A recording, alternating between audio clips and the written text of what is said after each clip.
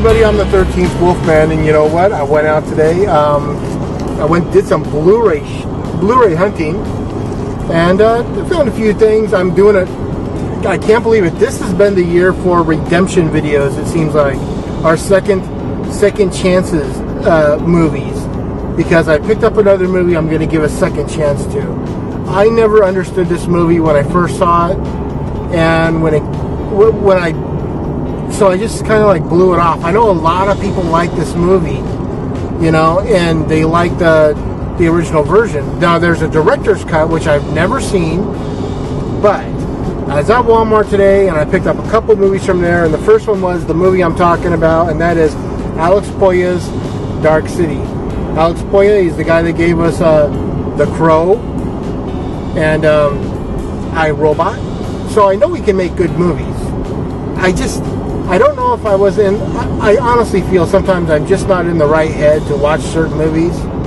I do know that a guy wakes up and he's in the middle of a murder mystery, and Jennifer Connelly's there, which is always a good thing, you know. This movie comes with the director's cut and the theatrical cut, so I might have to watch the theatrical cut to this first and then watch the director's cut just to see the comparisons. I still have 4 other cuts of Blade Runner to watch, you know, so I've got a lot of extra cuts to watch of extra movies. So that's the first thing I picked up. Second thing was a double shot of Matt Dillon. Yeah, how many people could say that? Armored and Takers.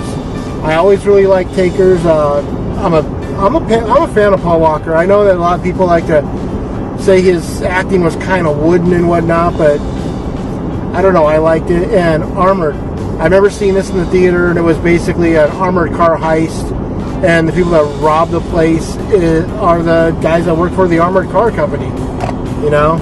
So again, Blu-ray bin at Walmart, $7.88. And finally, as far as movies go, we jump back to 1977, I believe this movie came out. Nick Nolte and the oh-so-luscious Jacqueline Bisset. You got Robert Shaw, Eli Wallach in this movie. Basically, Nick Nolte and Jacqueline Bisset play two is a bunch. They play a couple that are in the Bahamas, you know, for vacation. They do some diving, and they find this wrecked freighter from World War II, and what they find next to it is tons of heroin. And I don't want to get too much into it, but Robert Shaw is not a nice person. Like he was a nice person in Jaws. But yeah, so this I'm looking forward to seeing. I always love this movie, not just because Jacqueline Bisset's in it, but I always like movies that take place in the water. So that's that. Those are the movies I picked up. Then I went by a comic book shop. And I go by this comic book shop from time to time, and I never pick anything up. But I picked up my first graphic novel, and it's The Death and Life of Oliver Queen. Yes, the Green Arrow. Green Arrow has always been my favorite superhero. You go back to the 1980s when Mike Grell, you know, brought out the first book. And he moved Green Arrow from Star City to the greatest city in the world, Seattle.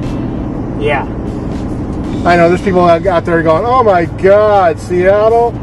Well, yeah, I could say the same thing, but seems like every superhero is either in New York or Chicago. So give me a break.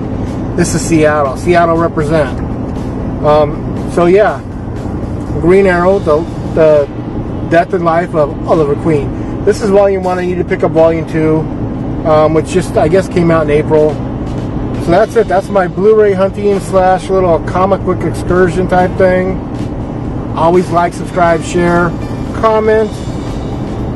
You know, if you want to find me on the net, you can follow me on here on YouTube, the 13th Wolfman, Twitter at the 13th Wolfman, Tumblr, 13th Wolfman the Prowl, every Sunday on the Dorkening, every Tuesday on the Wicked Horror Show.